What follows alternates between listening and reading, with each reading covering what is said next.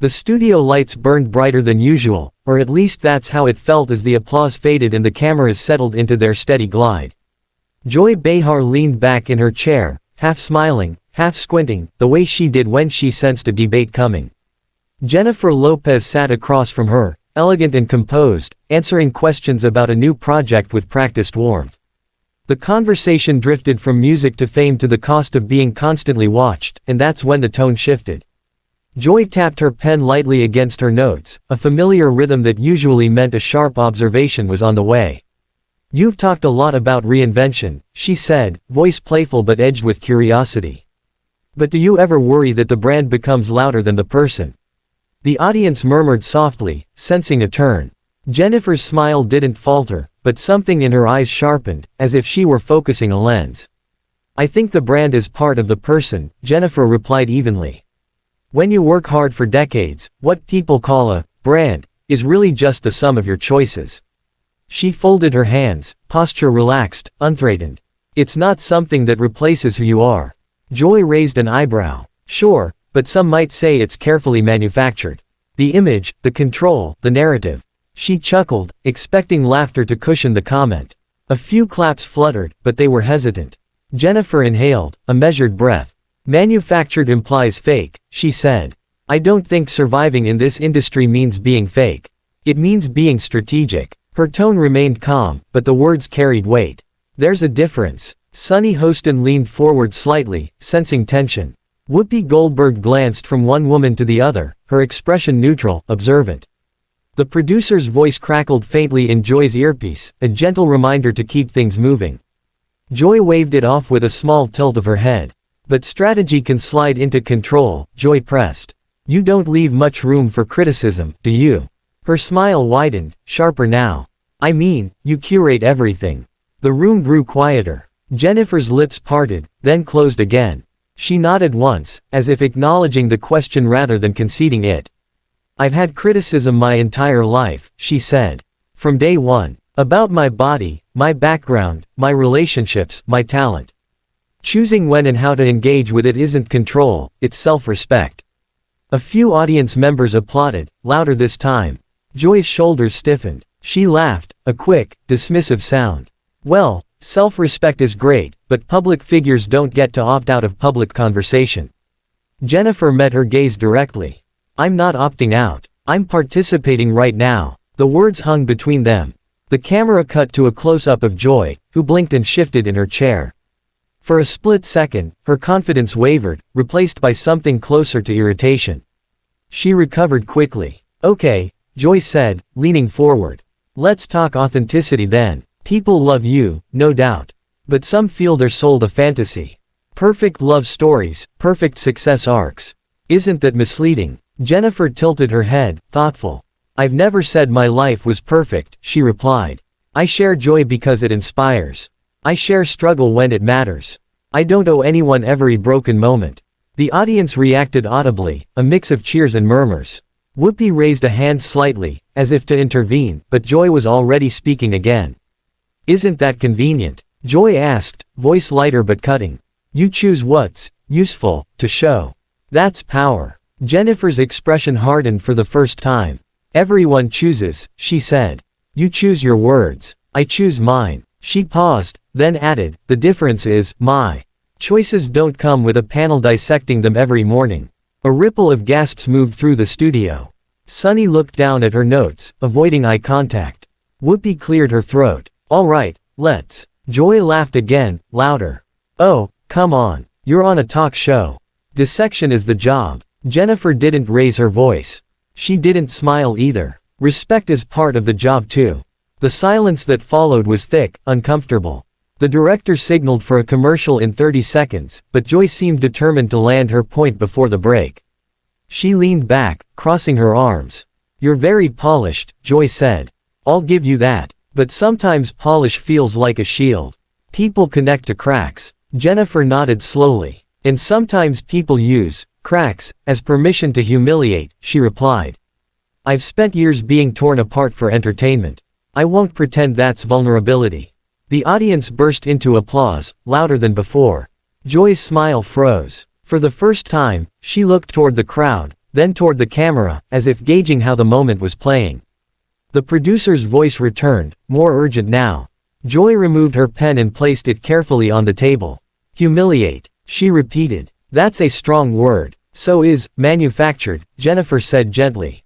Whoopi finally stepped in. All right, ladies, let's take a breath. She smiled, trying to ease the tension. We're gonna take a quick break and… Joy lifted a hand. No, I want to finish this. She turned back to Jennifer. You're accusing me of humiliation on my own show. Jennifer's gaze didn't waver. I'm describing how it feels, she said. If that makes you uncomfortable, maybe ask why. The clock above the camera blinked, seconds ticking down. The studio felt suddenly smaller, the air heavier. Joy exhaled sharply through her nose, a sound picked up by her mic. Her composure, usually unshakable, seemed to crack. Well, she said, voice tight, I didn't expect a lecture. Jennifer softened slightly. I didn't come to give one. The director cut to commercial anyway, but the damage was done. As the theme music swelled and the lights dimmed, the tension remained, unresolved, vibrating beneath the polished surface of daytime television, waiting to spill over when the cameras came back on. When the cameras came back from commercial, the applause felt thinner, uncertain, as if the audience wasn't sure what they were clapping for anymore. The hosts settled back into their chairs, but the energy had shifted. Joy Behar stared down at the table, lips pressed together, while Jennifer Lopez sat upright, hands folded, calm on the surface but unmistakably alert. The producers had hoped the break would cool things down. Instead, it seemed to have sharpened everything. Whoopi smiled toward the camera, her voice warm and practiced. All right, we're back. Conversations get passionate here, and that's okay. Let's reset. She turned slightly toward Jennifer. You've had an incredible career, and a lot of people look up to you. Jennifer nodded politely. Thank you. But Joy didn't look up. She shifted in her seat, then finally lifted her head, eyes flashing with something between defiance and exhaustion. You know, she said, cutting through Whoopi's attempt at balance, I've been doing this a long time. I've interviewed presidents, actors, activists. Nobody gets kid gloves here. Jennifer didn't interrupt, she simply waited. And I won't apologize, Joy continued, voice growing stronger, for asking questions people at home are already thinking. She glanced toward the camera, as if appealing directly to viewers. That's my job. Jennifer leaned forward slightly. And I respect that, she said. What I don't respect is when curiosity turns into judgment. Joy laughed, but there was no humor in it.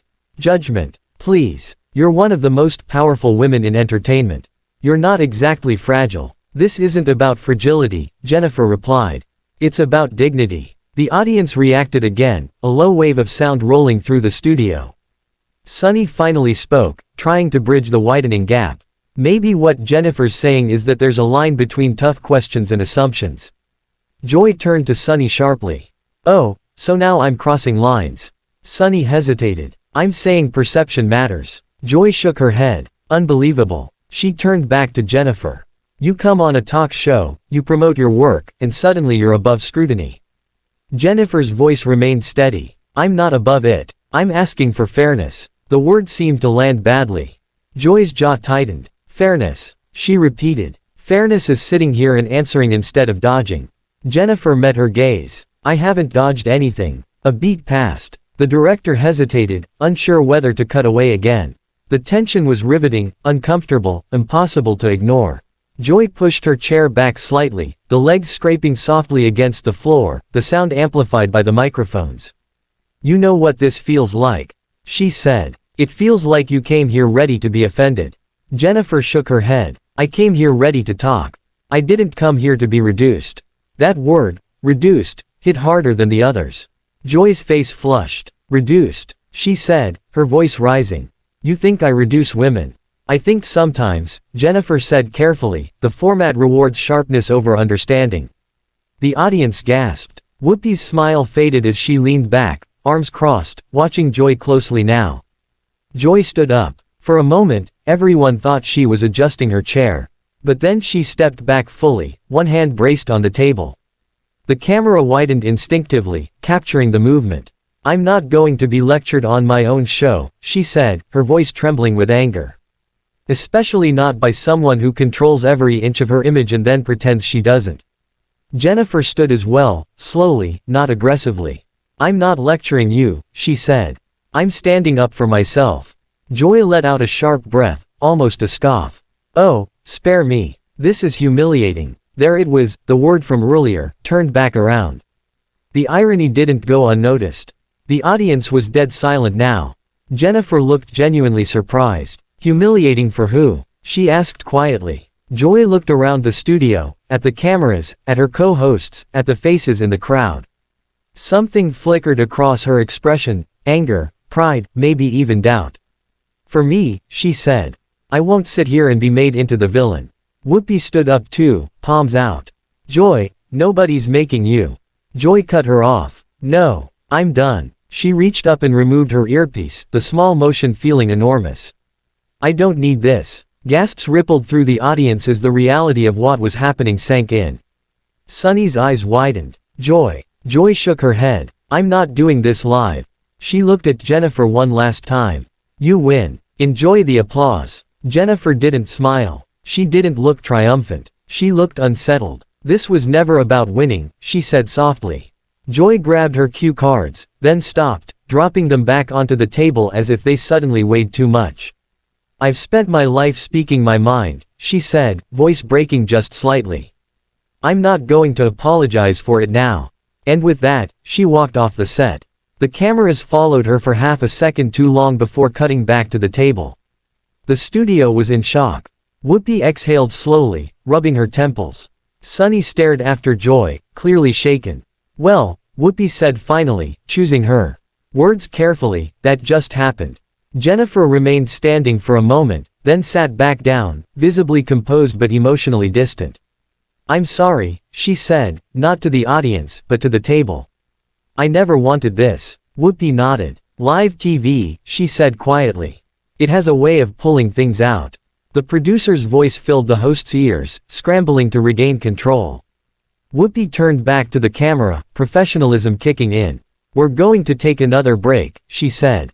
And when we come back, we'll continue. But nothing could really continue as normal after that. Backstage, Joy paced the hallway, anger giving way to something heavier. The applause, the arguments, the lights, all of it echoed in her mind.